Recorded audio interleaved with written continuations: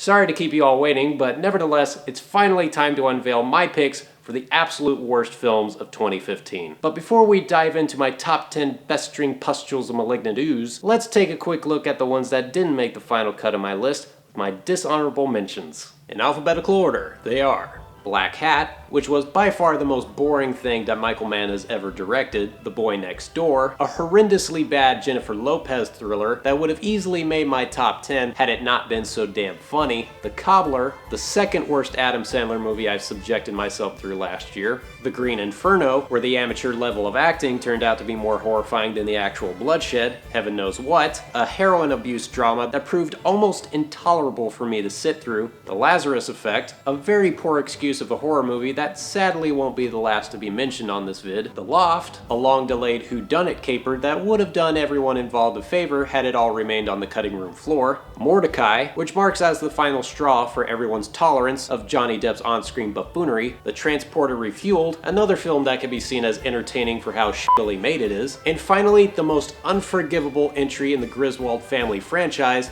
Vacation. Now, with those out of the way, let's move on to my top 10 picks for the worst films of 2015.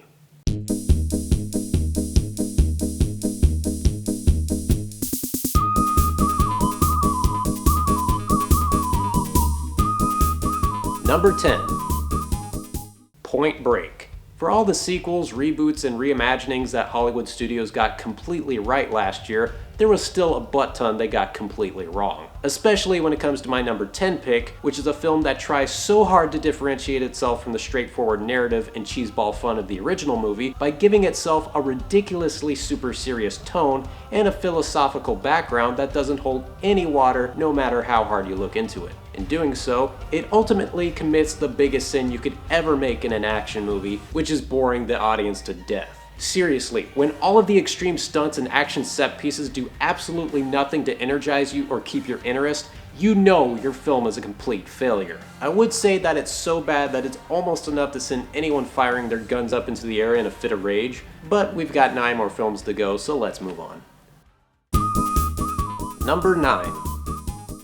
Taken 3. Okay, just because we declare someone as the next Chuck Norris doesn't mean they should go out and make movies that are just as bad, if not worse than his. But that's exactly what Liam Neeson has been doing ever since he reinvented himself as the new cinematic badass. Apart from being a complete ripoff of The Fugitive, or the fact that the filmmaking style will make you lose just a tiny bit of respect for French cinema, the worst thing about Taken 3 that I could think of is just how often it insults our intelligence. One example being the number of times Liam Neeson survives a car explosion without any plausible explanation whatsoever. It's like this movie's hell-bent on driving me f***ing insane before the end credits start rolling. For Neeson's sake, this better be the last Taken movie he participates in. Because if it isn't, I will look for him, and I will find him, and I will probably get my ass kicked.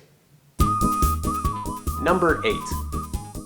The Gallows. Man, what else can you say that hasn't already been said about the current state of found footage films? They're cheap as hell and easy to make, and yet continue to leave most horror fans completely dissatisfied by the filmmaker's lack of imagination when it comes to story, characters, and effective ways to scaring the shit out of us. Now, I'm not saying that everyone should do away with the found footage format. I'm just saying that if you're going to use it, get creative with it. Use the gimmick to its fullest potential in order to tell more compelling stories. Just look at Chronicle or Cloverfield. Hell, even M. Night Shyamalan's The Visit managed to spice things up a bit.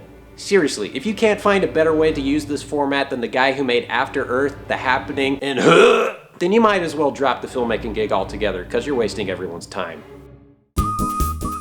Number 7.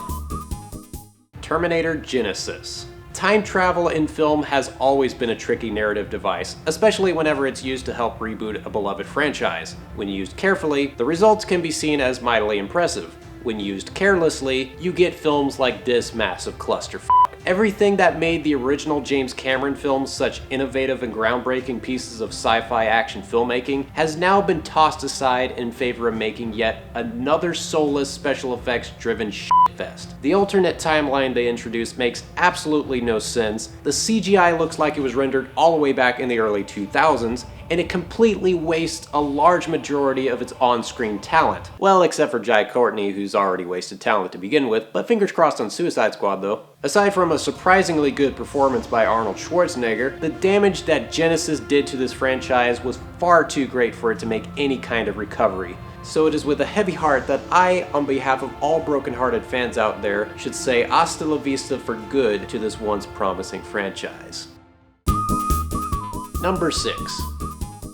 Pan. There's a particularly good reason why the story of Peter Pan has stood the test of time and inspired countless adaptations and reiterations throughout the ages. For me, it's just the perfect summation of childlike wonder and imagination that effortlessly appeals to everyone, both young and old. The latest update on J.M. Barrie's classic tale, on the other hand, harbors none of those special qualities. One moment, it plays like your below-average prophecy fulfillment origin story, but in another, the movie up and decides it wants to be Moulin f***ing Rouge. Don't believe me? Watch this.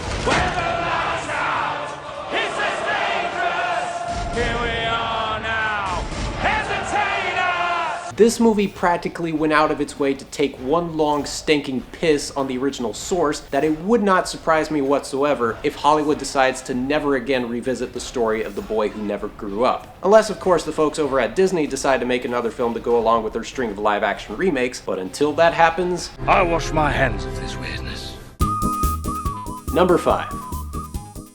Fant Four Stick. Why is it so hard for Hollywood to make a good movie out of this superhero team? This is the third major attempt at giving Marvel's first family the big screen treatment, and the results somehow continue to be even worse than the last outing. But unlike everyone else in the world who declared this version as one of the worst comic book adaptations ever, long before it even premiered in cinemas, I was one of the few who was willing to give this new take a chance. Not that I was expecting to see a great movie or anything, but who knows, maybe this could have been the superhero equivalent to Interstellar that the film's director had originally envisioned. But sadly, none of that came to be, as the movie suffered from an endless amount of behind-the-scenes trouble between an unqualified filmmaker and an impatient studio, resulting into a film with hardly any personality, zero entertainment value, and one of the worst climaxes you will ever see in a superhero movie. Even if we never get to see a proper rendition of the Fantastic Four, at least there's some hope for a film purely based on the making of this one. Hell, that's the least they can do for us.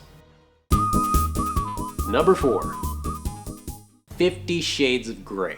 The spirit of Twilight lingers on in the big screen adaptation of E.L. James's best-selling piece of fanfiction, which ditches the supernatural element of its inspired counterpart in favor of kinky eroticism geared towards cougars and housewives. It is amazing how this film was advertised as one of the steamiest, sexiest, most erotic thing you'd see all year, and yet left its target audience drier than your average Tuesday in the desert. Ew. The two main leads have zero chemistry, the characters they play are either incredibly thick-headed or borderline psychotic, and the sex scenes, when we finally get to them, are about as titillating as the ones featured in The Room.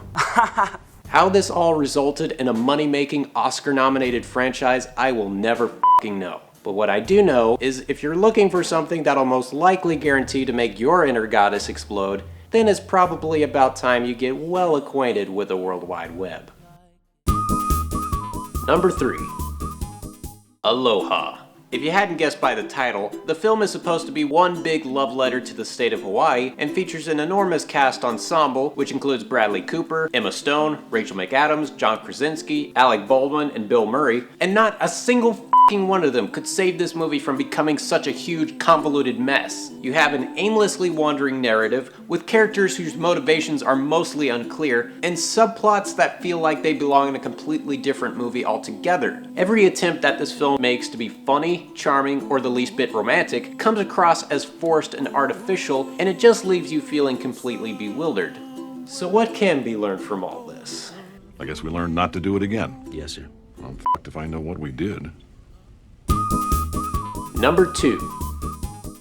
Strange Magic. For those out there who petitioned to bring George Lucas back to direct the last installment of the new Star Wars trilogy, I give you the counterpoint, besides the most obvious, as to why that will and should never, ever, ever happen. This movie had the audacity to cram 13 random pop rock songs in an hour-and-a-half running time with hardly any breaks in between each number and with little to no regard to whether or not they tie into its fantasy narrative, sung by some of the most shallow and annoying characters you'll ever see in one of the most generic, predictable, and derivative love stories that even kids would find incredibly half-assed. Thankfully, most of you never got wind of this heinous monstrosity, as it was quickly swept under the rug near the very start of the year. Unfortunately, it probably won't be too long before this becomes a rejuvenated cult classic.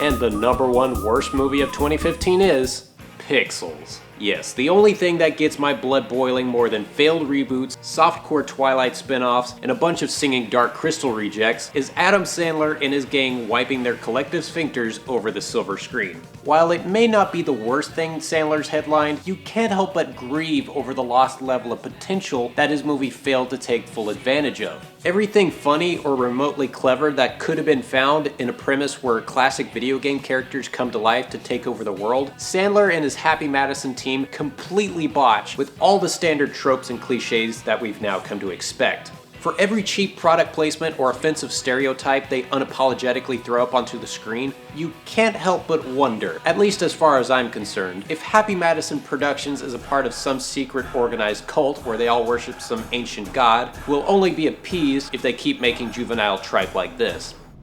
That actually makes sense.